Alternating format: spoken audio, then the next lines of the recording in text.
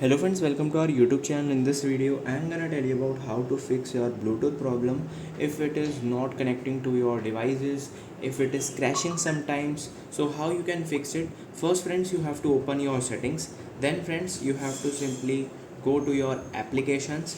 Then click on see all applications.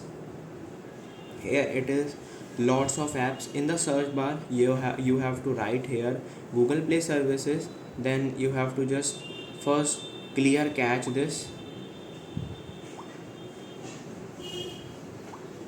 You can see clear cache, then press back. Then friends, you have to click on the search bar of your smartphone and write here reset.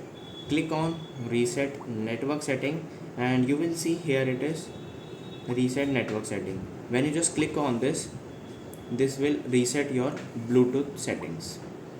You can see. I hope you like this video. If you like this video, then subscribe to our YouTube channel for more helpful tips and tricks videos. See you next time.